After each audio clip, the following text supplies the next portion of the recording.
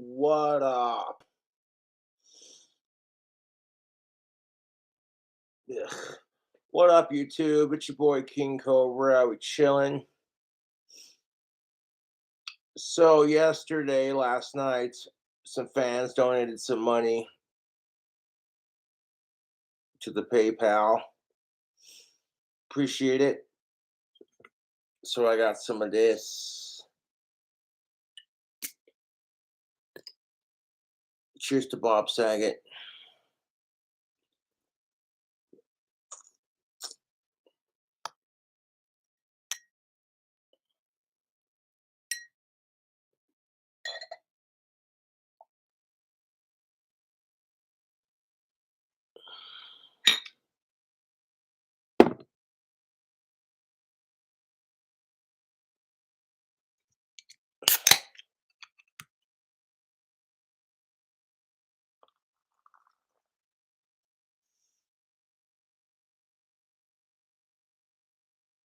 Almost got it.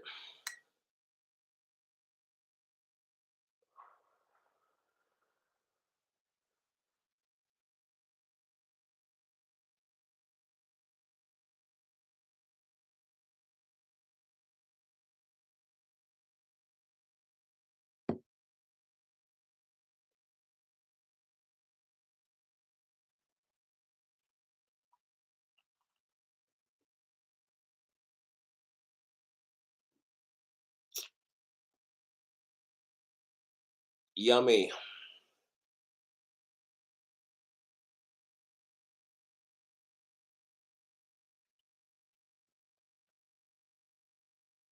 Hope you all having a bitchin' Tuesday morning.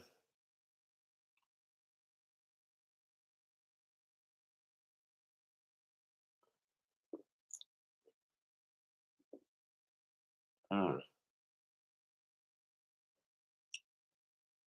That's most definitely what's up. Having some Bud Light and some Mountain Dew out of our Potion Time glass, which these are now collectibles. However, I have some brand new Potion Time glasses on my customized girl. Check that out. There's like 4 collectible cups.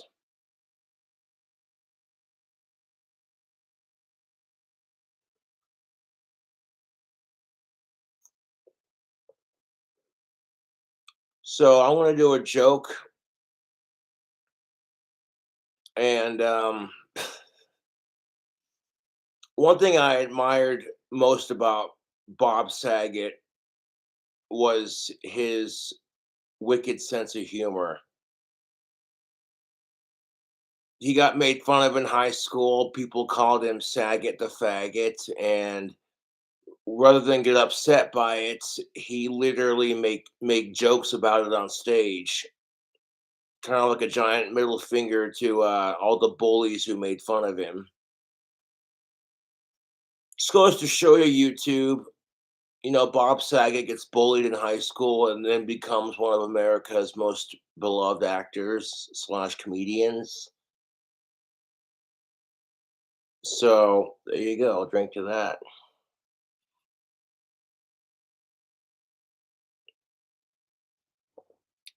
Which is a segue into this joke that I'm about to do.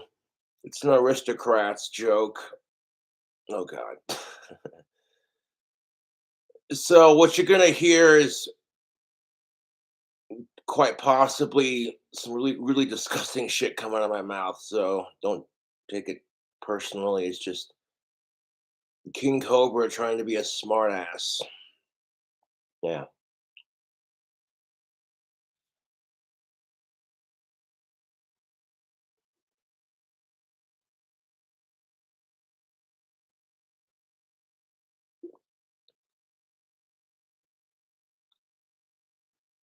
Yeah. Yeah. Excuse me. So I hope y'all having a bitchin' Tuesday morning. I had some beer dropped off at the apartment. Cheers. Got some Bud Light and some Mountain Dew out of that sexy Potion Time glass.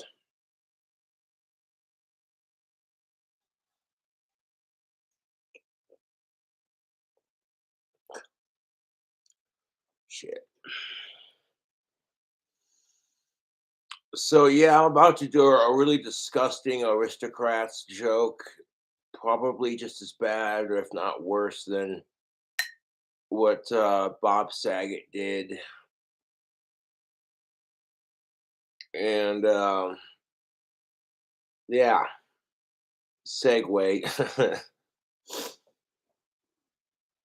So a talent agency member is sitting in his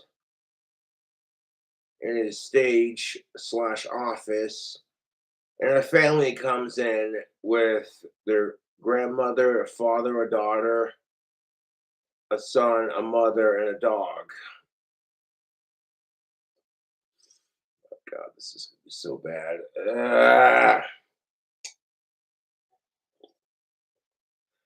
So a family walks into a talent agency with their grandmother, the mother, the husband, the daughter, the son,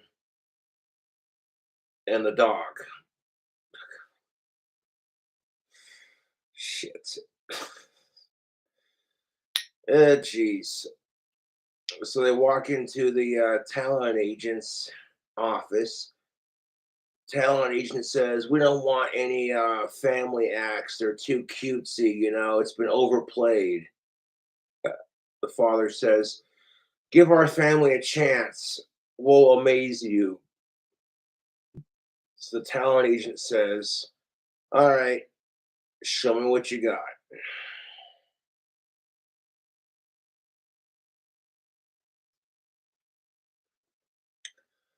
So the family jumps right into it. Now, both the mother and the daughter are on their period, and they just start fucking each other like there's no fucking tomorrow, like it's going out of style. They rip off each other's clothes and start fucking each other. And freaking the father and the son start drinking the period blood out of the wife and daughter's pussy. And they start jacking off with that blood, just doing really, really fucked up shit. They pull the tampons out of each the daughter and the mother's vagina, and just fling it across the wall, and it sticks to the wall. They start fucking each other. The dad's fucking his wife, his son, his daughter, the mother and the grandmother, they're, and they're all fucking each other. Well, then the dog takes a massive shit on the ground, and then the father takes the shit and starts fist fucking his relatives with the shit. Okay, stick with me on this.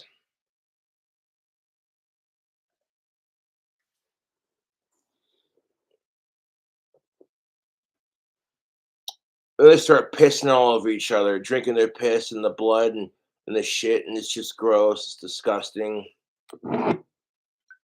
At one point, their grandmother dies, so they start playing with her corpse, working her like a puppet and fucking it and all this other shit. And they keep doing this. And like the father takes his fist and he punches his wife and daughter in the mouth. All it's covered in shit and period blood while he's fucking the dog. And the son and daughter and the mother are doing shit to the grandmother's corpse. And it's just horrible, horrific. And the mother takes a massive shit and starts rewriting the Constitution with her own shit. Now they're covered in blood, piss, and shit. It's disgusting. It's gross. At one point, the father pulls out a defibrillator and brings the grandmother back to life, just so he can fuck the shit out of her.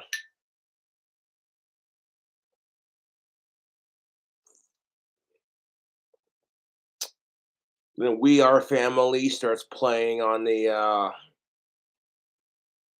on their iPad, And the father and son are jacking off each other and themselves using period blood as lube that came from the daughter and the mother.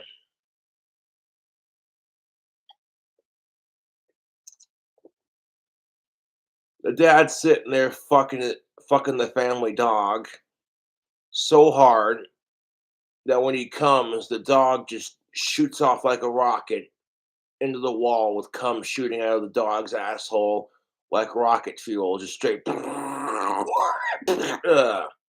And the dog gets up and then shits on the grandmother's face. They all start shitting and pissing on each other. And they keep having this fucking orgy of shit, piss, cum, and blood, just fucking each other like jackrabbits.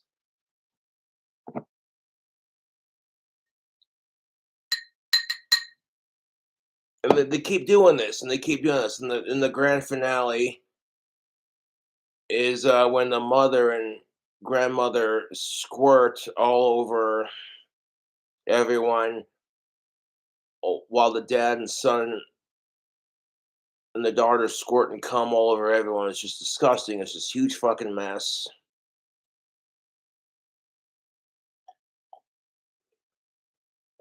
They get done doing this horrific scene with the grand finale of ta-da! As shit and piss and blood and cum and squirt juice are raining down from the ceilings. It's all over the wall. The tampons that were flung against the wall slide off onto the ground.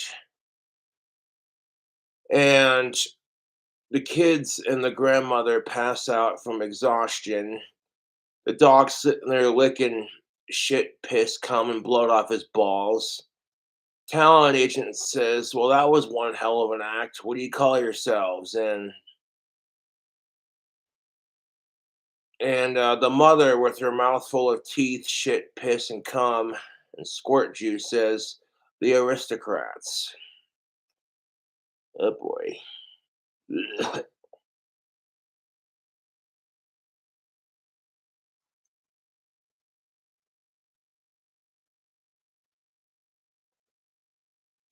Yeah.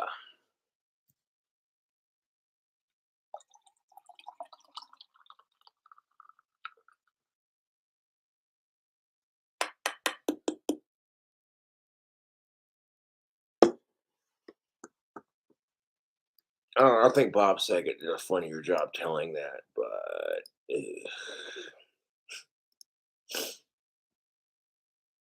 the look on his face, though. Oh boy. Okay.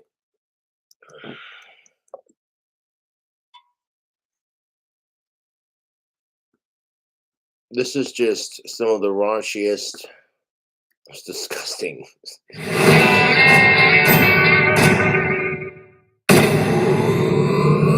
Gigs around this great country, maybe in Vegas. Gigs around this great country, maybe in Vegas. It's kind of like Cirque du Soleil, but more like Jerk du Soleil, because that's what they're going to do to each other. They walk into this guy's office, and the agent goes, "Well, what do you people do?" And the father's like, "Watch us." The father's like ripping off his kid's clothes, and he takes his wife's bra and he throws it off of her, and he rips off her underwear, and he takes some of her pubes with it. It's horrible, and there's a little bit of blood starts dripping down her leg, and they're all like, "This women and children are walking up here right now." So the father's like totally undressing his whole family, and then he gets out an epilator and he starts shaving his wife's back. Daughter's got like a little, she's having her friend, she's having her period, which she's having. So he just pulls out the tampon and throws it at the window, and it sticks. And then they all just start fucking each other. They go down on each other in all different configurations. It's 69, it's 29 because the kids are young. It's 9. Big father bends his kid over on the guy's desk, and he's like taking him from behind. All of a sudden, the kid can't take it. Diarrhea starts squirting out of his ass, and it won't stop. It's like a hemorrhaging shit ass. The kid starts spinning in a circle because he can't control it. It's kind of like Curly in the Stooges. Mo, Larry the Cheese. He's spinning in a circle. The projectile shit is just flying at him. It's going all over the room. It's like spin on it. The room has got feces just dripping down. This poor kid is convulsing, starts throwing up. You don't know whether to shit or puke in this room. That's how. What the fuck am I doing?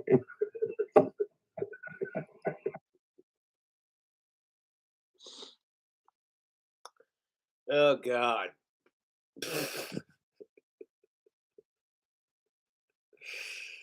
At some point in this joke, even Bob Saget was like, "What the fuck am I doing? Oh God, this is horrible."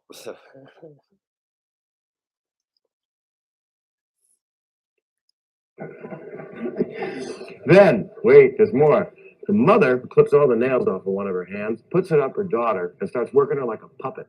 She's spinning her on the hand, and while this is going on, it's down, down, down, down, down, down, and they're skating in it, of course, and they're slipping. And with skating in your own feces and vomit and stuff, there's always going to be pratfalls because you can't help it. It's slapstick. So they're slipping in it, and they're covered in it, and their faces are covered in it. Then they all start singing "We Are Family" by Sister Sledge, which I think is offensive because you don't want to mix incest with feces and racism. I think it's wrong, and they shouldn't have done it. That's how I look at it. But you know what? An opening act's an opening act. So they continue. Father can't help himself, falls back, smacks his wife right in the mouth, knocks all of her teeth out, sticks his fist, accidentally, mind you, down her toothless throat. Unbelievable. He actually fists her neck.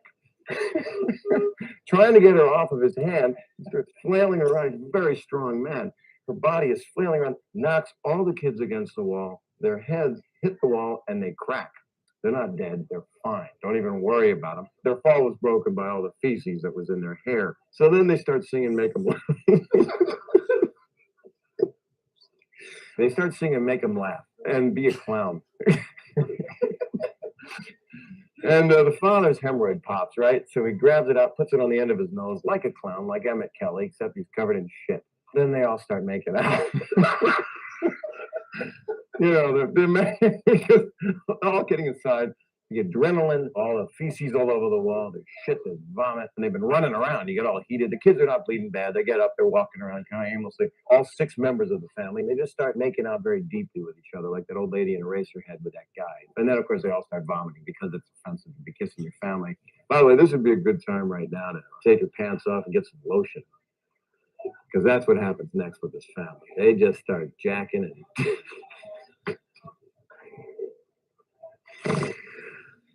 can I get a tape of this for my reel? I want to show this to my dad.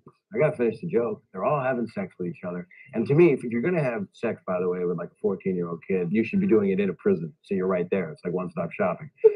So that's where this joke should have taken place, in a prison. And then they should have all the whole family should have been put to death immediately. But nope, they're making out and having sex. And they all take each other from behind, which is impossible because if you have a big train, everybody's doing it to each other. The person at the end is pissed. So what happens next? Let's see. They've had a lot of sex. The room's covered in feces. The mother had a big boil on her back. That popped. Tampon finally, by the end, just kind of falls off the window. It was hanging there the whole time. The music gets more Carney-like. And they all start doing like a 3-ring circus with each other's tits. So gone right now. Oh, I'll tell you what happens right now. Father takes out some amyl nitrates. And he pops them. It's like in The Professional, Gary Oldman. He goes like that. And then he just starts fucking going nuts. He does like Fred Astaire did. He goes dancing up the wall. And then he just starts kicking everybody right in the dicks. He kicks his kids in the dicks. He kicks his wife in the dick. I didn't fully tell you the whole story. The whole family has dicks. The entire family, kind of like Hermie family.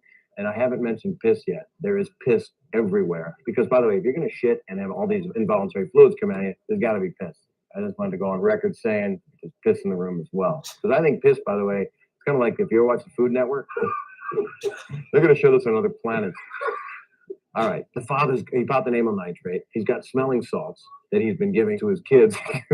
They keep passing out, the fact that their heads are bleeding and they've been anally raped in front of an agent yet. The room is just covered in piss and blood and hemorrhoids stuck to the father's nose. And they all go, ta-da! And the agent just looks at them and he says, "Well, that's I've never seen anything like that before." And he goes, "What do you people call yourselves?" And the father says, "This is hard to do. It's hard to do the end of the joke because what he should have said is the mouth fisting, dirty, sick, hemorrhoid infested, bloody vomit, shit diarrhea covered, pedophilic piece of shit, aristocrat family." But that is just dirt, and it's not funny. I ain't laughing. So I would say. You have to say the punchline, don't you? The whole family. They do this whole, make them laugh, and they do a whole cute little ta-da, except 2 of the kids. They're half dead because they just had the shit kicked out of them. They're covered in feces. It's fucking horrible. And then they're like, and the father goes, "What do you think?" And the agent goes, wow. He kind of wipes a little bit of shit away from his eyes, kind of takes off a little bit of the blood that's on him, and he goes, what do you guys call yourselves? And the little kid, in his dying breath, the little kid, his father, kicked him in the head. Let me do it differently. Hold on. Hold on. Ta-da! And the agent goes, wow, that's some act. What do you people call yourselves? And the father takes his fist out of his wife's mouth. It's been in there the whole time. It was like, and there's like a suctiony sound, and she's just got no teeth, and she's covered in diarrhea. And she mouths the word, and then she dies. Guys, flat out dies. And the agent's like, that's. Ugh, God, that was horrible. Yeah, I don't know about the accusations. I don't honestly believe it. At least I hope they're not true, you know.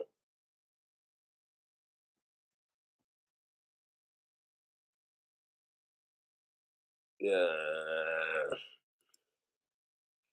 If you want to achieve better results, make a great impression, and So I saw like this preview or like a video, someone talking about like Fuller House, and they showed a clip of some dude in a pink bathrobe with no underwear on, and the fucker was like past his knees, like really, really short, and he bends over in front of these kids, and it's just like it's censored, but you can tell he's naked underneath his wardrobe, and yeah, no, exposing his taint and everything like that. That was just no, no. That one scene that they showed in that YouTube video where it was censored, it was just like that made me not want to watch Fuller House.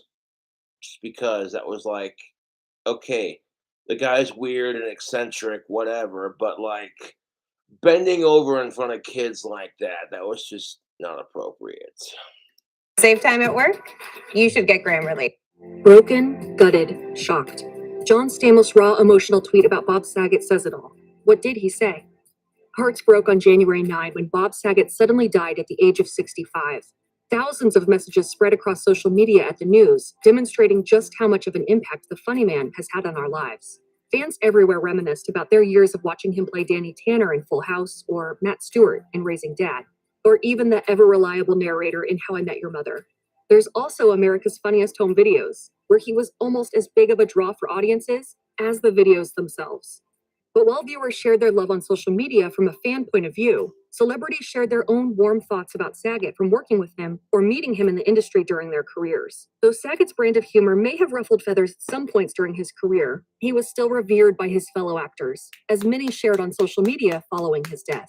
Among celebrities sharing emotional words after Saget's death were some of his co-stars from over the years, including John Stamos. When Full House premiered in 1987, Bob Saget starred as Danny Tanner alongside John Stamos, who played Jesse, Danny's brother-in-law. Both stayed with the show until the end in 1995 and came back for Fuller House in 2016 through 2020. After Saget's death on January 9, Stamos took to Twitter to share a heartbreaking message about the news. The actor wrote on Twitter, "I am broken, I am gutted.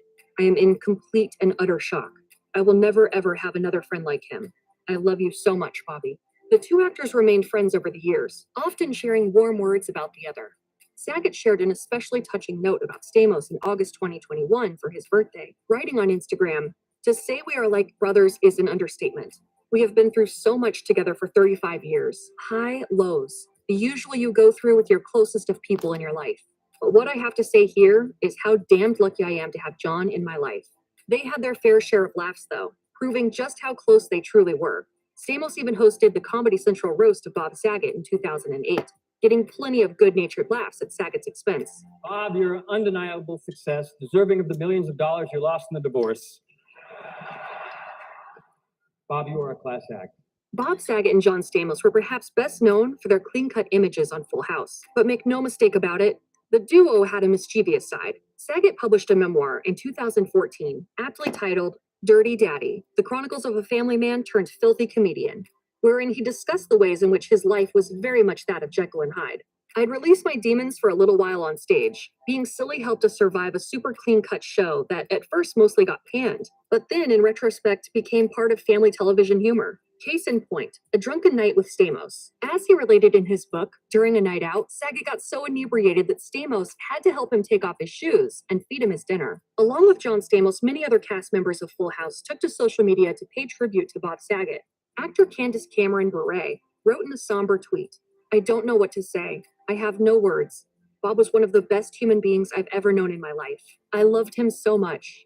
Meanwhile, Mary-Kate and Ashley Olsen also delivered a statement after learning the tragic news, saying, "Bob was the most loving, compassionate, and generous man. We are deeply saddened that he is no longer with us, but know that he will continue to be by our side, to guide us as gracefully as he always has. We are thinking of his daughters, wife, and family, and are sending our condolences. There is no doubt that Bob Saget will be missed by all that knew and loved him."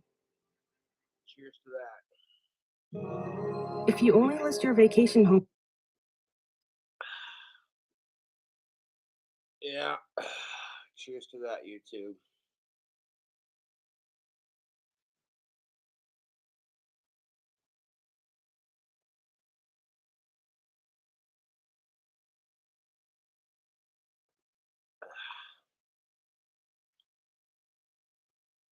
Yeah.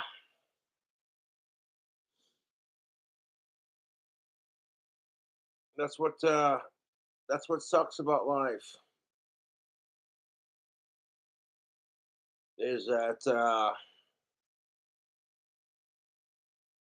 you know, excuse me. Mm. All the celebrities you look up to and admire in one little shape or another, uh, they all pass away in your lifetime. It's just part of life, dude. All you can do is make the best of today, you know? That's all you can do. That's all you can do is make the best of right now.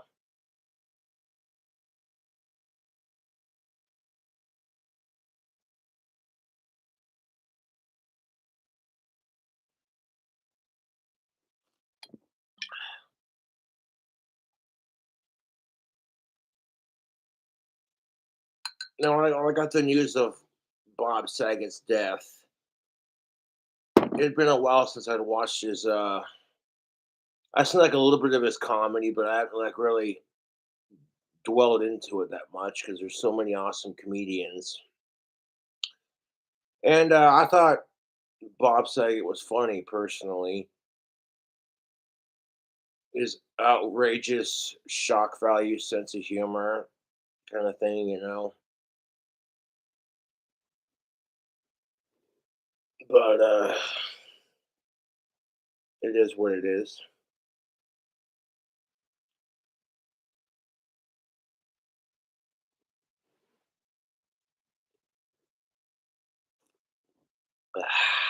The Potion Time glass, some Bud Light, and at one point I had some Mountain Dew mixed into it, but it is what it is.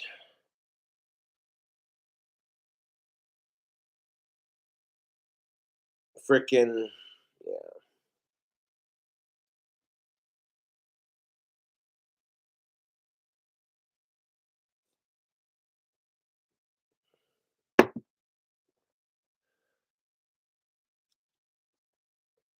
I don't necessarily remember Bob Saget so much as Danny Tanner, but more or less as just the way he liked to make people laugh. I like doing stand-up comedy myself, though. Some of the jokes I do are kind of meh.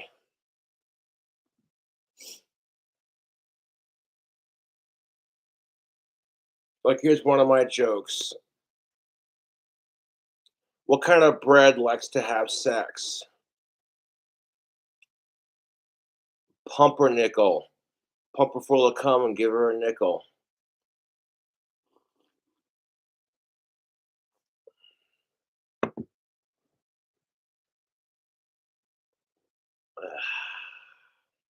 Hmm.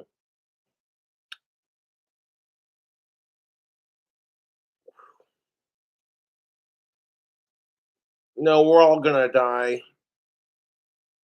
eventually. No sense in worrying about it. Just make the best of the moment, you know?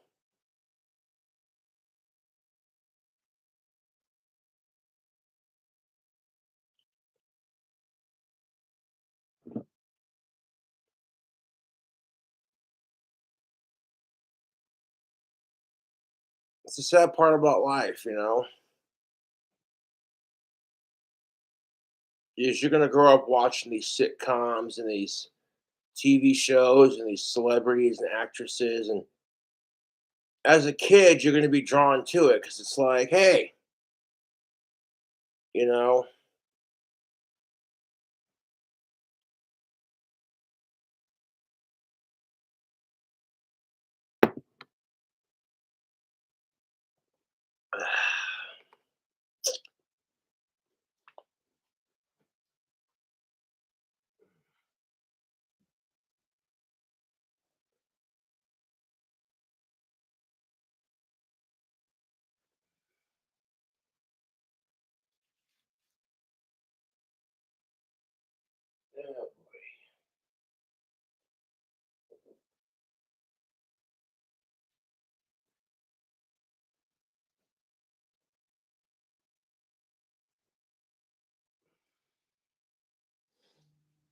hold on, give me a second.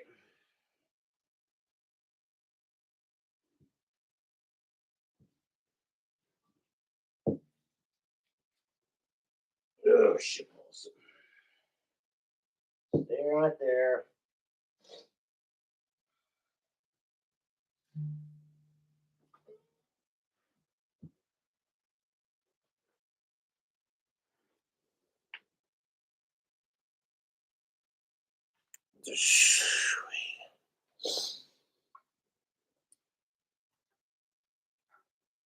What's this? I had a couple of YouTube's fans send me some stickers. This is one of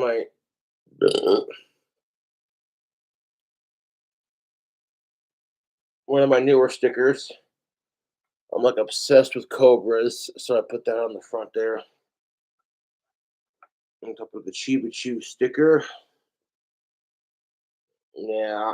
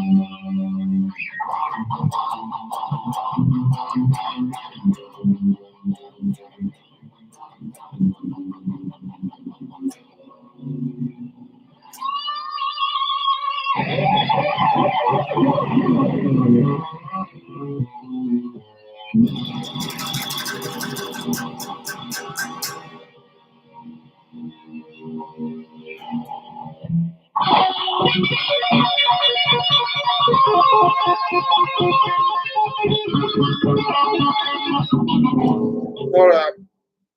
I'm gonna do some Eddie Van Halen tapping. My coat sleeves are dragging on the strings.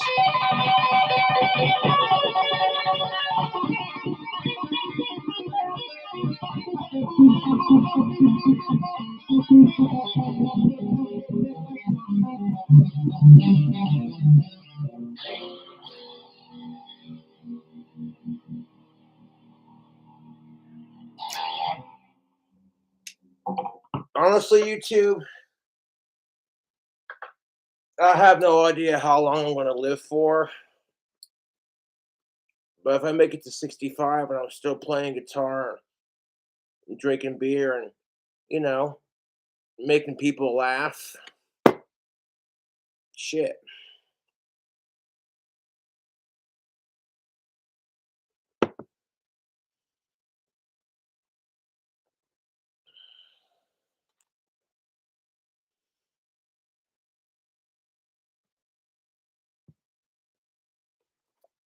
Speaking of living a long life, I'm going to go and have a cigarette. I'll be right back. So, and join me in, if you have a drink, toast to Bob Saget.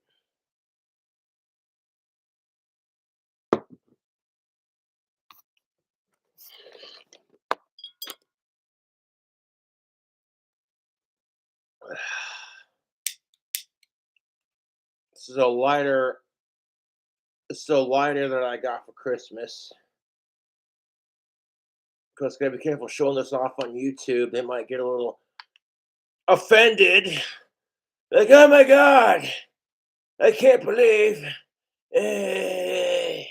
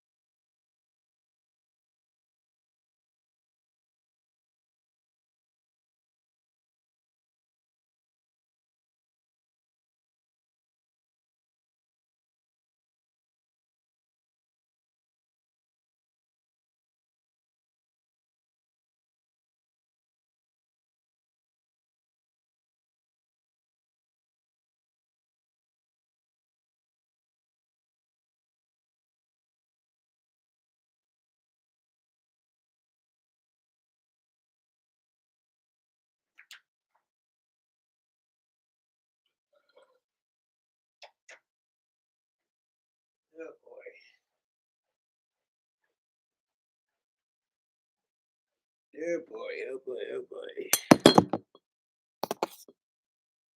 Get rid of these empty bottles. Might have one more for the video and I'm gonna stop. I got shit to do today.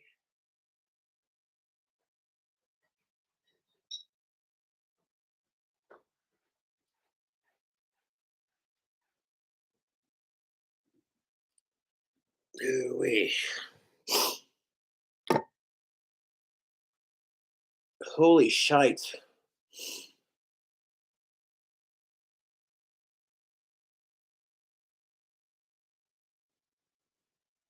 So it is what it is, tubes. That's life, you know?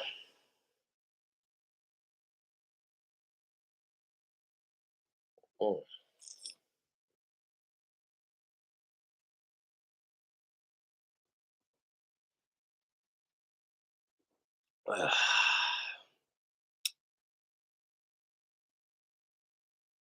But hope you're all doing fantastic.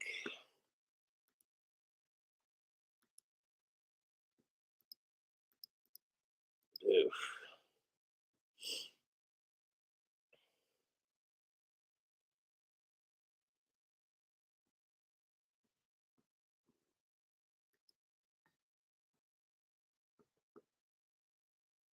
This was like made 6 days ago before he died. Are you a podcaster? You should check out Riverside FM. It's your new online recording studio. That's always a trip to see like celebrities who do this kind of thing on YouTube and then freaking, yeah, man.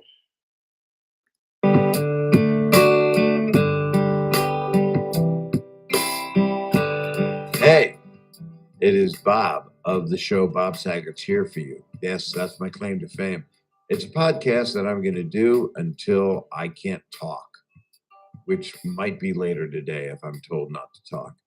I hope you're doing good. Happy New Year. Happy New Year, everybody. It just happened. I hope you had a safe New Year. I hope you're well. I hope you didn't party too much and then get sick from being around a million people, even though you might not believe in that. But I believe in peanut butter. But I'm wishing you all a really happy New Year. I have a guest today who I'm fortunate enough to have in my life as a friend. I love this man. It's BJ Novak. BJ Novak is a person that you know from The Office. He acted on it, then he produced, exec produced, wrote, directed episodes, nominated many times, won some awards, SAG Awards as a company, and the Writers Guild Award for The Office. People want to hear about awards, but that's not why he does it. He does it to make people happy. He does it because he's a creative guy. I met him when he was 21 years old, when he honored me at the Harvard Lampoon big show called the BJ Show, and I got to meet him, and we've been friends ever since. And he is so talented. He's been in many films that I know you've enjoyed. Inglorious Bastards, it's a good one to watch with the little kids. The Founders, Saving Mr. Banks. He has a new movie coming out that is called Vengeance, that he stars in and wrote and directed. And he is, I'm excited to see this movie. It is completed and they're going to be getting it out there soon. If you haven't seen the premise on Hulu, watch this. I watched all 5 episodes again last night. It is, I loved it. So I'm going to say it's really, really good. It covers all personalities and sides in those 5 episodes of different parts of BJ. He wrote most of them. He wrote on all of them, I think. Yes, he did. He wrote 3 of them exclusively. I'm not always sure. I get a lot of things wrong because I didn't go to Harvard. Harvard is a name that is brought up too much in this episode. I'm telling you, don't make a drinking game out of it. Maybe do that. Every time you hear the word Harvard, just drink a shot, because he is a sweetheart and doesn't want the word brought up. so that's what a good person he is. Bob Saget, man. Cheers. So again, watch the premise if you missed it on Hulu through FX, and it is It's just great. And he has, of course, the book with no pictures, 34 weeks, #1 on the bestseller list. It's too bad it didn't have success. And then there's a sequel to it, the book with no pictures, fill in the blanks, where you can have your kid. He wanted to make a book that made kids happy, and he did it. He makes a lot of people happy. Um, Again, I've known him since he's 21. He opened for me a little bit on the road. We'll talk about that. We'll talk about The Office. We'll talk about the world of BJ Novak, The one of the Office. sweetest That's people yes. and most creative people that I know and love.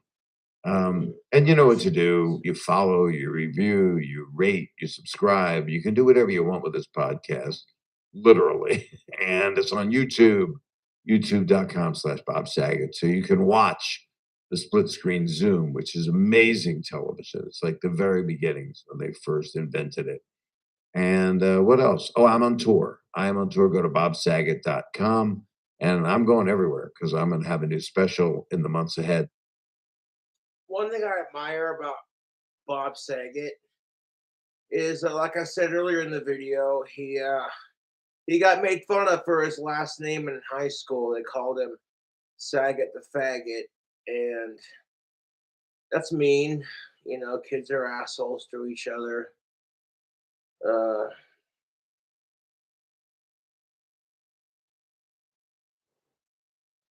But he was able to make fun of himself on stage, like the bit he did,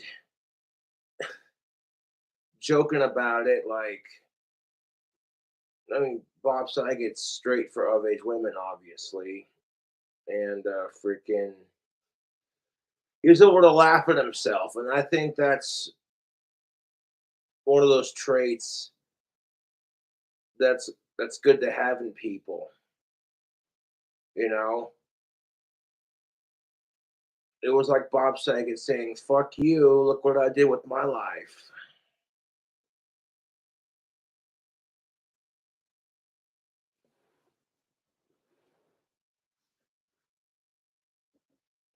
The BJ Novak, Bob Saget's Here for You podcast. That I'm going to be damn proud of, and I can't wait to share with all of you because it's a little more positive and dealing with what we've all been dealing with, and try not to just do a bunch of crass jokes, or although they're there, but I don't know. Enough about me. This is not about me. That's really hard when you have a 6-minute intro, right? It's about BJ Novak. He is incredibly special and talented, and he's got a huge heart, and I just love the guy. So please welcome in my friend, BJ Novak. Check out Bob Saget's YouTube channel. Subscribe. This is all I care about. Same. Now the holidays have begun. They have. They're actually, when this thing airs, it's New Year's, so it's Happy New Year, BJ. Let's start again. 2022 has now officially begun. 5789. I don't know what right. year it is, That's how right? yeah. I'm so happy to see you. Bob, I got to talk about something here. I've been looking through your past guests, okay? I'm like a son to you. You Yeah. have had everyone I've ever met on the show before you asked me. You have had Bill Burr twice on the show before you asked me. But that was an accident because I just moved over to All Things Comedy. So that was a business move because we know I love you more than Bill. Although if Bill's listening, I love Bill so much. I know. I don't know what to make of this because, again, I feel like family to you, and I've been wanting to catch up, and here we are, finally. But we did see each other in person. But honestly, I think you're right. Nothing means more than being on your friend's podcast. I mean, look, Mark Maron and I have never gotten along. I was on his podcast. Dak Shepard and I, we had a years-long misunderstanding. I was on his podcast. You're like my show business father, and it's taken until 2022. Well, first thing I want to apologize to you. Always put the host on the defensive. That is my strategy. Let's check out some of his stand-up comedy. That's how I'm gonna remember Bob Saget is for his sense of humor and his his stand-up. Meet Suvi, the magical all-in-one countertop kitchen robot. Okay, this right here, this ad had me triggered. Meet Susie, the new kitchen appliance. The sexist undertones in this implying that women belong in the kitchen, so you name the kitchen device a female name. It's just like, nah, dude. They could have called it the kitchen countertop cooker 9000, but instead they give it a female name, and it's just, I don't know. I'm a millennial, and I fight for gender equality and men and women's rights. And this just made me triggered because of how the sexist undertones in it. I don't know. That's just me. My dad, we had a very weird existence. I was 11 and he was a meat executive. He was like a head of meat. He was a meathead, basically. And he would just tell me sick shit, which is why I became a comedian before I did anything else. We would be in a restaurant. This is true. And he was sitting next to me and he had a menu. And he said, tonight's specials are cake and cock, and they're out of cake. And I was like, I'm 11. I like cake. They don't have cake? He was a sick guy, really funny, but just said weird stuff. He went through the depression. He would say jokes like, ask me how I slept last night. How'd you sleep? Like a baby with your mom's tit in my mouth. I'm like, oh my God. I want to be emancipated, you creepy man. I didn't know what he was talking about. He would do dumb things. He said, I read the newspaper today. I think it was a misprint. I didn't know if the guy shot himself or shit himself. Just a walking rim shot, the whole thing. He was a supermarket person. Supermarkets. He said that one day A&P was going to merge with Stop and Shop and be Stop and P. He's not here anymore. How you doing, sir? He told me a joke. This is a really weird joke. I shouldn't share it. Okay, but you insisted. This is an old school joke from the Depression. So this is it. A guy goes into a house of ill repute, which I didn't even know what that meant. I was 11 years old. It doesn't mean nothing. And that's how I talk. It means nothing. And the guy says, what do you have for $1? So that's around this time when this place was built. Now, 20 years earlier, forget the fucking facts. Listen to the joke. So this guy goes into a house of ill repute and says, what do you have for $1? And the proprietor, I don't know what proprietor means. He says, I'm 11. He says, go upstairs and make a right and sit on the bed and you'll know what to do. And the guy goes upstairs and sits on a bed and a little door opens up and a chicken comes into the room. This is foul. And we laughed. And the guy, I'm 11, the guy, as my dad tells me, does his business with the chicken. That's fucking nothing to me. I don't know what that does his business. What do you like, shaking hands, Willie Loman? You got briefcases? I don't know. And then he says, and then the chicken is disgusted and he leaves. He's angry. That's correct. You know what I'm talking about. Chicken goes away. And the guy goes away and he comes back the next day and he says to the proprietor, I'm 11, I swear to you, I didn't even have a pube. I didn't know what my dad was talking about. Well, I had one pube and I put it under the pillow for the pube fairy to come. And he came on my pillow, which was really bad. But so the guy comes back and he says, I want my $1 back. And the proprietor says, oh, no, sir, good sir. It was much more official. He said, I'll make it up to you. Go up the stairs this time and make a left and you won't want your $1 back. And guy goes, okay, goes up the stairs, makes a left, sits down in a screening room, bunch of guys in raincoats. There's a big curtain opens up and there's a porn thing going on, a bunch of people, like some orgy. And I'm 11. I don't know what anything he's talking about means. And he says, and the guy turns to the guy next to him and says, boy, this is something. And the other guy says, you should have been here yesterday. Some guy was fucking a chicken. A long way to go. But that's my childhood. And my parents were together for 65 years. She loved him to death. And my mother's still alive. She can hear you right now. She's outside driving around. She is 87 and she still drives. I got her a prescription windshield. So, and I got the first alert. You know that thing where you fall and you can't get up or something? She hits the button and it calls the first people that I want there, which is the caterer. That's specifically a Jewish person's kind of joke. Any Jewish people here? Did you have a coupon? How'd you go about that? You applaud that. That does not help. I'm actually Jewish. I'll be showing you in just a few minutes. We'll bring the jib in close. I call it a jib to show my giblets. I actually have been circumcised 9 times. Enjoy the calamari. Yeah. That's yeah. That's shoot.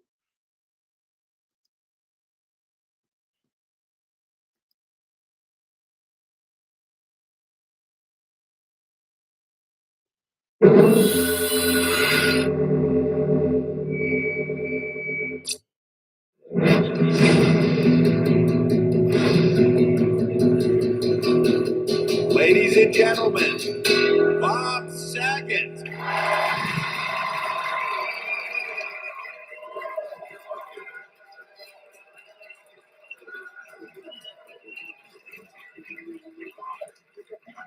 Thank you, Brooklyn. Thank you.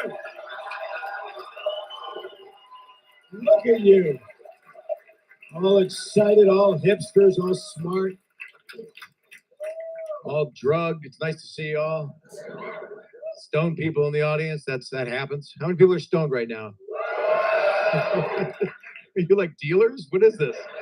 How many people are drunk? I prefer stoned people to drunk people because when the heckle comes out of a stoned person, when you ask them what they say, they can't recall. It's like some DVR thing happened. I am really happy to be here. I'm honored you guys all came to this thing. It's a beautiful space, but enough about my penis. Sorry, I started with a penis joke. I apologize. I don't want to talk about my dick too much because I don't want to give him a big head. Now, see, let me tell you where that comes from. I'm on a plane and I write down a joke to make people laugh because the world is so screwed up. And I can't watch the news. It's upsetting me. I'd rather just talk about everything below my belt and everything's just fine. People just laugh. But if I'm on a plane and I'm writing, I don't want to give my dick a big head, and there's a guy next to me, but he's not looking at my face, and he looks at the table and he sees dick, big head, he's scared. He's fucking scared. What's next to him? And then he sees it's me, and then he doesn't know what to make of it because he only knows that I was a dad on a show. And that fucking show won't go away. It was full house. Now it's fuller house. One day it's going to be fullest house. It's just going to be me and an urn on the window. It's amazing and it's an honor. I'll get the big elephant out of the room. I'm not going to talk about that show the whole time, but it's the #1 show in the world. I don't know. I don't know if that's true. I'm just making it up. But I know it was popular years ago because John Stamos. By the way, I have never had sex with him where he orgasmed. I tried so hard. Please, Uncle Jesse, please finish, please. Back in the day when he had the mullet, it was just easy. I could ride him anywhere, you know, or whatever. Like you didn't think it happened. It's a really nice way to start. But we knew we were popular. He and I one time, or he and I, or he and me. What do you say? Who gives a shit? Grammar's bullshit. So Stamos and I were on Main Street in Disneyland, and Winnie the Pooh was standing next to us. The Winnie the Pooh, and he's right there, and he's like angry. He's all mad. He's all winnied out. And John and I are there, and little kids are coming over, and they're just getting our autographs, and they're ignoring Winnie the Pooh. And I knew it. I said, John, look, we're bigger than Pooh. That's a bigger laugh than that. That's okay. I respect you people because you're smart, and you are, and you know you are. And that's what I like about you. You're arrogant little fuckers. And I appreciate that because I'm arrogant. No, I'm not. I'm a really good person. But I don't want to offend people. I was doing a show, you know, because there's a duality. I do many different things. I love entertaining families. That sounds so creepy. I do kid parties. I love entertaining children. But I really do love making people laugh because they need it really bad right now. So I just been hitting stand up hard because it just feels so good to make people feel good. And you can hear the laughter. It comes out in the sound of queefing or whatever the hell. I don't. Bob Saget, I'll drink to that, man. Oh, shit balls. Yeah, I like to make people laugh. I do. Like, you know, and the world is a fucked off place. I'll drink to that, Mr. Saget. Rest in peace.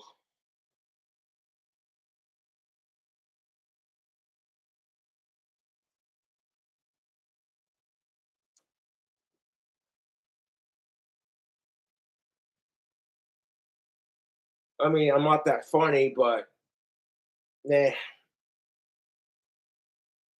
You know what I'm saying? If people laugh at my stupid jokes, cool.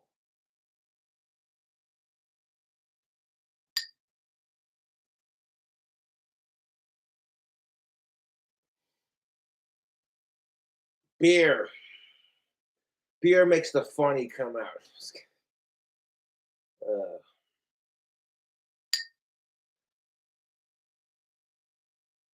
they say laughter is the best medicine. Does that make marijuana the best medicine? Okay.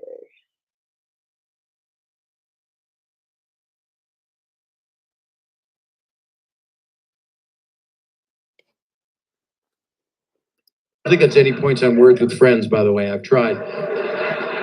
It's a big word, but you say big words in Brooklyn. That's what happens here. You got to talk smart because you're all hipsters. I know what's going on here. I've played here before and I had a good time. Got 9 people pregnant. That's why I came back. Just want to make some support payments. And that's the story of how I met your mother. See, I know it's weird because it's like a pop culture thing to be in this big bird suit that I'm in. So people yell out Full House, you know, they yell that out, and somebody will yell out Entourage. No matter where I go, everywhere you look, there's a hand to hold on to.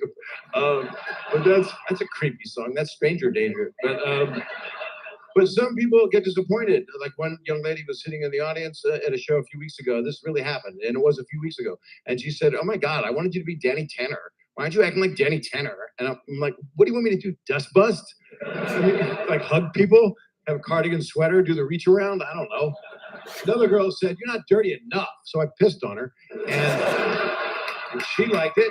And the VHS tape is climbing up the charts in Russia. It's doing really, really well, like a bullet. But I've had so many relationships.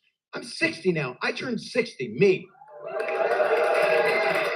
You're either cheering because you think I'm going to die soon, or I'm a dilf. That could be the other option.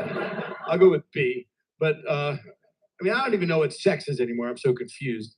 You know, first base used to be what? Handshake or what? Or a kiss? What was first base? What is it? A kiss? No, because I'm 60. It was a handshake. What I believe first base now is it's anal sex in front of a jet engine. That's what I think it is. And then you end fifth base is a handshake. Thank you so much. That anal sex in front of the jet engine was awesome. Thank you. And I got a woman now. I'm dating a woman. That's right. She's grown up. You shut up. That's called great audience work. Don't do that. Don't just tell people to shut up. You had something to say. You have a right to say it. What were you saying? That's what you said. And he's stoned because he went, "Hey, Bob," the first time. And then when I said, "What'd you say?" he couldn't remember because he's stoned. So he heckled back with, "Woo!" because he's in the backwoods. He lives in the woods. I can see it from here. You got a pretty mouth. What's your name, bro? You can talk to me. I was on the video show. Talk to me. Jake. That's a cool name. All right. Take care. I mean, what else do I want to know about him? He's stoned. He's here. He's in the back. But I got a woman now. I've been divorced 20 years. I have a great ex-wife. She's a great mama, baby mama, and she's a good person. Can't say anything mean about her unless you have an extra 40 minutes. And that's a joke. She's actually wonderful, and that's nice when you can be friends. Anybody divorced here? No, because you're 12. And that's why I like it, because it makes me feel like I'm doing something dirty. No, I don't want to be dirty. I want to be pure. I do. I want to make people feel good. I want to feel them around, put my pinky in their butt, you know. If somebody's choking, you give them the Heimlich maneuver, right? Anybody know how to do the Heimlich maneuver? See, it's important to know that. I don't know that. I came up with a Heimlich maneuver. If somebody's choking, I put my tongue in their butt and they throw up everything. And then I throw up, everybody throws up, and we're all healthy. It's purging. But you know, you go out and you want to make people laugh, and that's like the most important thing is not to feel the pain of our lives right now. And that's what my dad imparted upon me, and he never touched me. And we lost him, but we found him. He was behind the shed. But I learned about everything late. So I learned about the facts of life when I was 9. Do you guys know how babies are born? I don't want to do a spoiler alert for anybody. Anybody learn about how babies are born before 9 years old? Good. You had appropriate parents. This is what happened to me. I was 9 years old. I was sitting in front of my house in Norfolk, Virginia.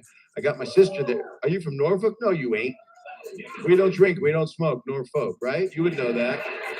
It's a Navy town. That's cool that you're from there. Jake, is that you? Are you from Norfolk?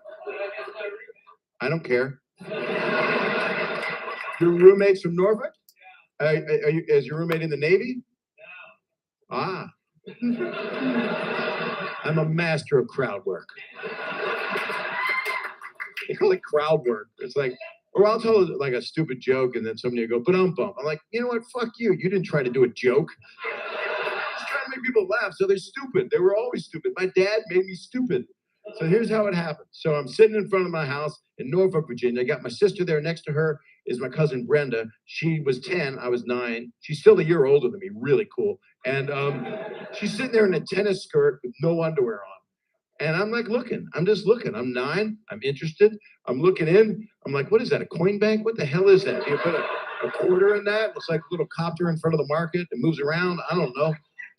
And my sister said, Brenda, close your legs. Bobby, stop looking in there. I said, no, I want to see what's in there. And my sister goes, Mom. And then my mom runs out of the house all panicked, like something terrible's happened. And she goes, what happened? And my sister tells her Bob was looking inside and looking at the unit on the cousin. And my mother calls me in the house and then closes me in the room and locks the vault. You know, it's like crazy. It's got a combination. And she's like, Bobby, I'm going to tell you how babies are born, okay? The man puts his penis in the woman's vagina. And I said, how does he get it through the pajamas? I said that. And I was wearing a onesie. It was sad. And then I told that on Tonight Show. She's like, why'd you tell that? That's personal information. Stop telling people I wear a Viking helmet and tin plates and culottes. It's embarrassing. So people laugh, Mom. Worst thing I ever did to my mom that I can talk about was I was on the Tonight Show. I had taken my parents to Israel. And I had my mom, thank you very much. Woohoo! One fan of Israel. The rest, we're being profiled and we're in danger. But my mom, I took a picture of her on a camel.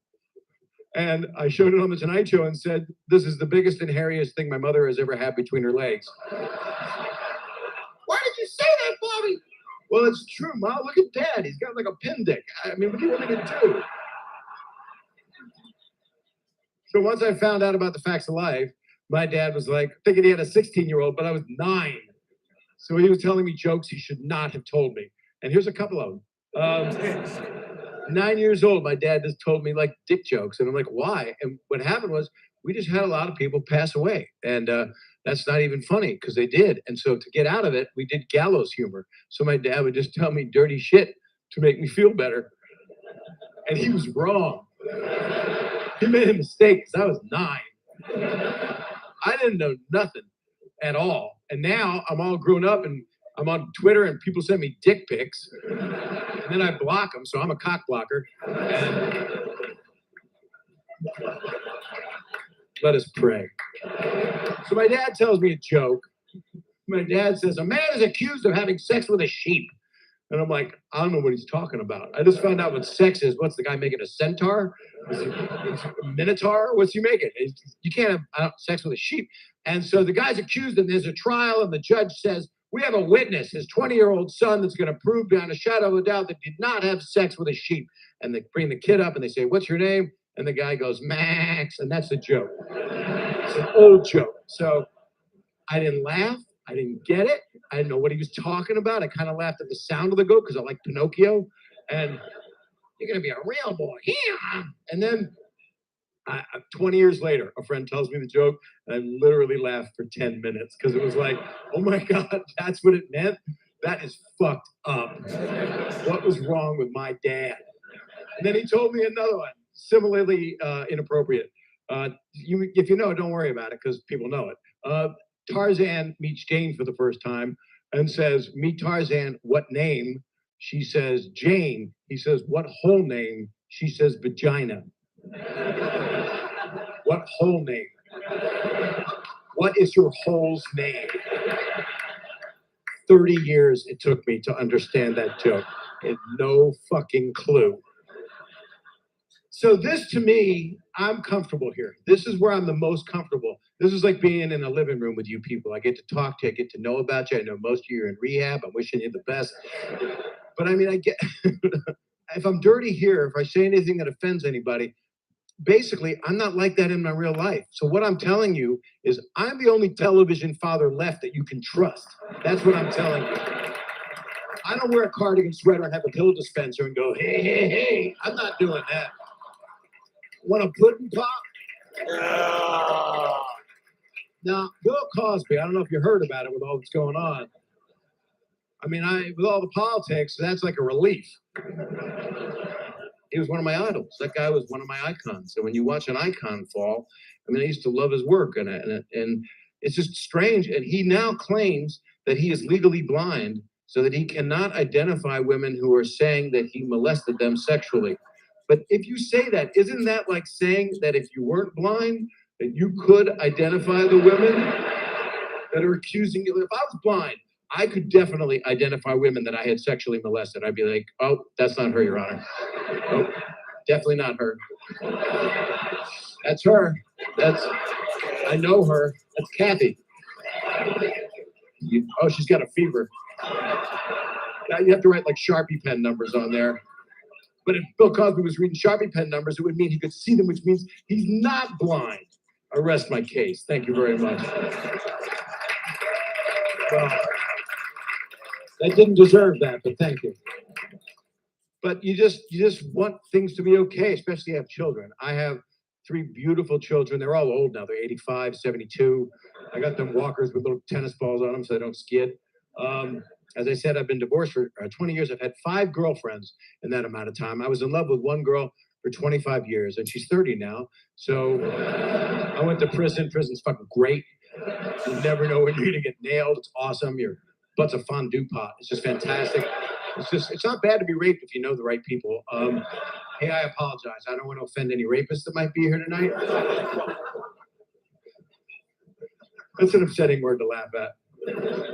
But actually, I did meet a woman, and I had 5 girlfriends. I had to put them all down.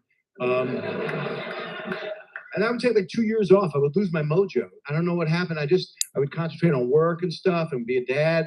And I said to a friend of mine, I don't know what to do. I think I lost my mojo. And he said, Bob, you got to get back up on the horse. And I said, I want a woman, bro. I do have a wonderful girlfriend now. She's a woman. She's well, in LA, Hollywood bullshit, it's supposed to be, half your age plus 7 is appropriate for an older man to date a younger woman.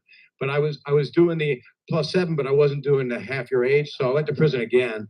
And man, they went at me. I had to duct tape my butthole shut. I didn't have to. I just liked it. But this wonderful woman that I've met, I'm laughing alone. I don't give a fuck. This wonderful woman I met, she's 37, she's grown up, and I wanted to buy her a nice gift. And I said, hey, I got a choice for you here. I could buy you a beautiful chest of drawers, or for the same price, I could get a vasectomy. What do you think? And maybe they don't seem to weigh out the same. And she said, let's just get the chest of drawers, Bob. And I said, okay. So I bought her this beautiful chest of drawers, and then I slammed my dick in it 1,500 times. Just so we both get something out of it. A friend of mine, my age, married a woman half his age plus 7. He did it correctly, and he just had a baby. And she was pregnant, and I said, may I feel the baby kick? And she said, yes, Bob, but could you do it externally this time? Because I'm very, very touchy-feely. Anybody got a baby? Anybody got a new baby? You're too young an audience to have a baby? Does your seed not work? Is this just the day after pill crowd? You just leave here and think women are cheering the day after pill. Dude, ladies, it is not just something you do. I had sex with a guy, I'm not sure about him. I think he's on meth from Moscow. I'm taking a day after. Don't do that. Unless I sell it to you and it's got my brand. That's my merch. I sell day after pill. How many people are in love? Applaud if you're in love. That's nice. The enthusiasm is deafening. We're in love. We're zombies in love.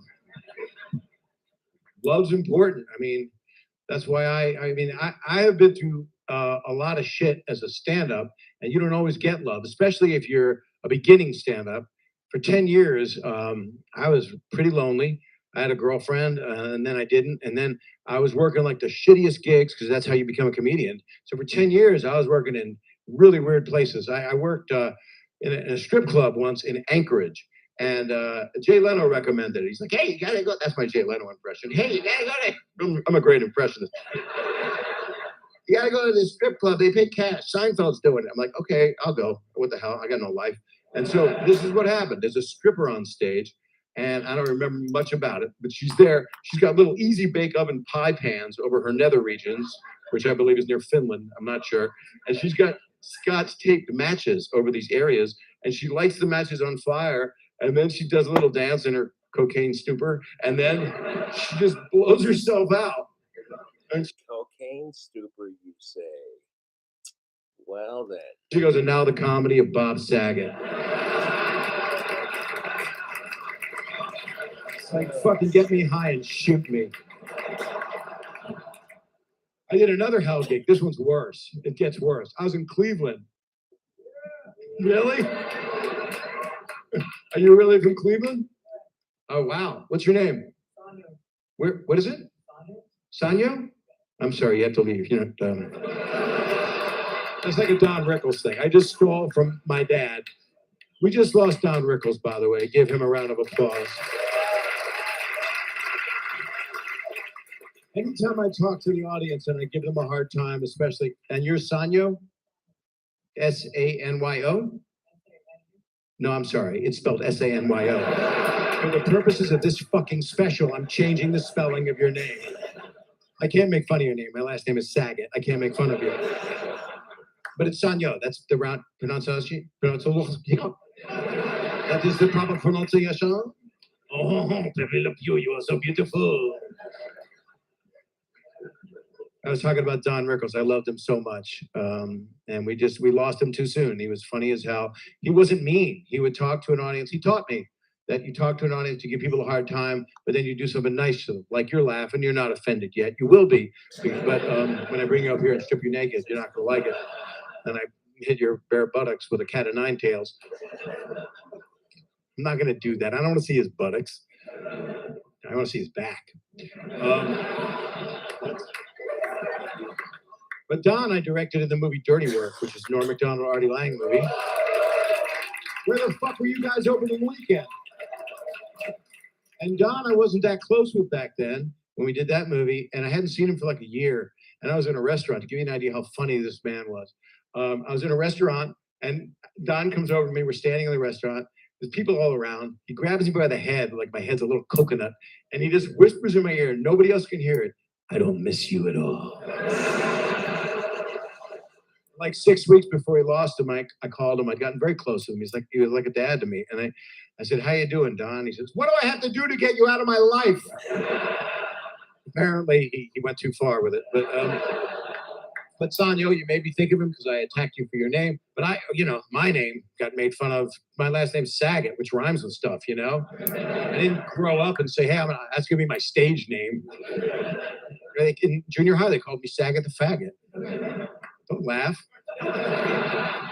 And you know what I did to stop them? I sucked their dicks. That's what I did. I sucked all their dicks. I must have sucked 500 dicks that year. I got out of gym. I got a lot out of Jim. He was my coach. One of the weirdest things I ever did was being in Cleveland, where Sanyo's from.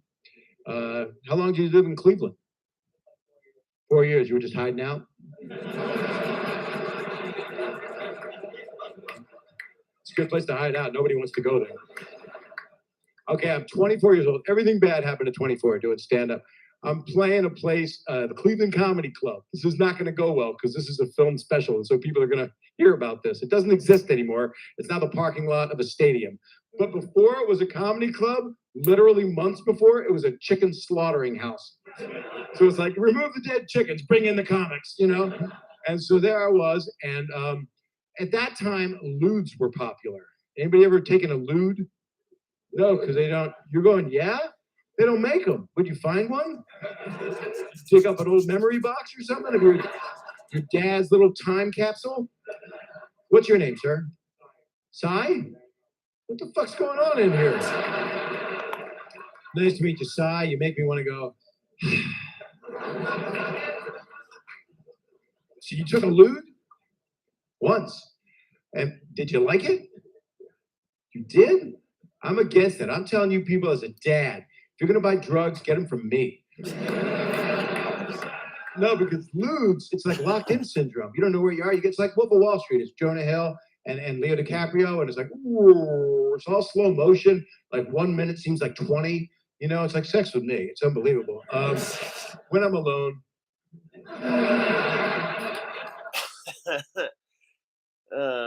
Good shit. Good shit, YouTube.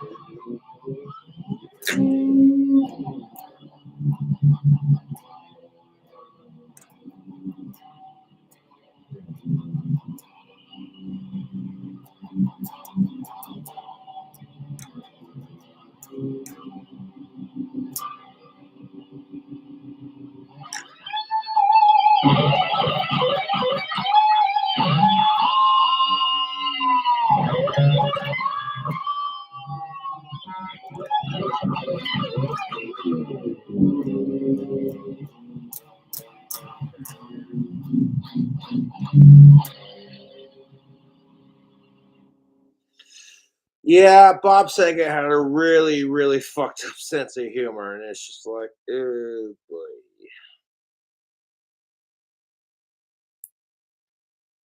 Kind of sitting here just drinking a beer, listening to Bob Saget's comedy while I trim up this this guitar pick. Kind of nonchalantly.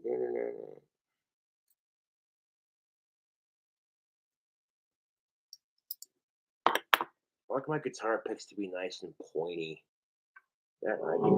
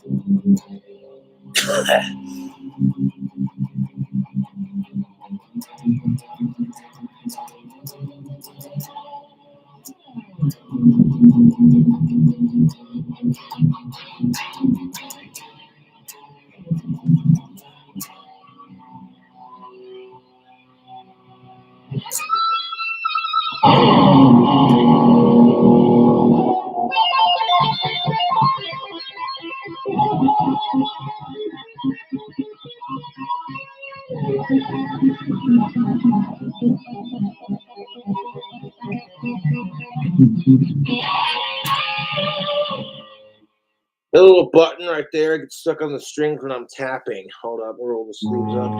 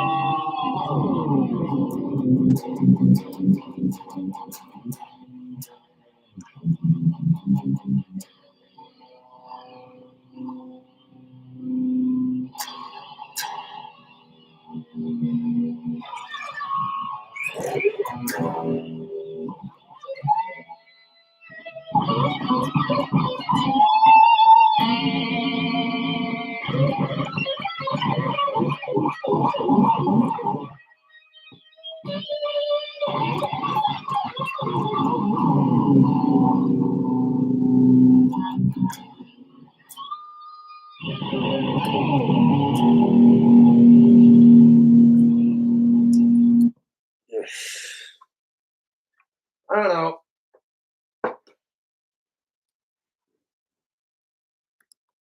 So this is a true story. So the club owner at the club in Cleveland gives me 2 lewds, and I put them in my pocket, and he says, put them in your pocket because this waitress likes you, and you can give one to her, and then she'll just be unconscious, and you can do whatever you want. And I'm like, I'm not like that, dude. That's for the future. I don't do that. I'm just not like that at all. And he says, trust me. And I had to stay, not in a hotel, stayed in the comedy club owner's house upstairs in a little tiny room that had a rat in it. Anybody ever had a rat in their house? It's the worst, right? And what is your name, dear? Amelia? You had a rat in your house? I've had so many rats. I'm having rat fuck karma right now.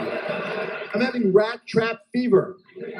So, tell me the story, Amelia. This is going to be too long a story.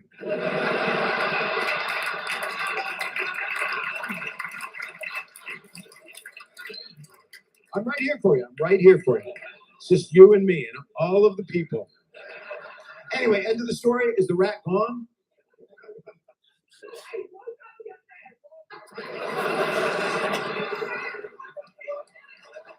Are you on the lewd? So let me tell you what happened. I'm staying at this shitty little place. I had to stay upstairs in the room with the rat. I go upstairs, and then this girl comes upstairs, and this is a true story, and it makes me feel bad. And if she's watching this, I apologize deeply from the bottom of my scrot to the back of your throat. But the thing is, Anyways, tubes. Rest in peace, Bob Saget.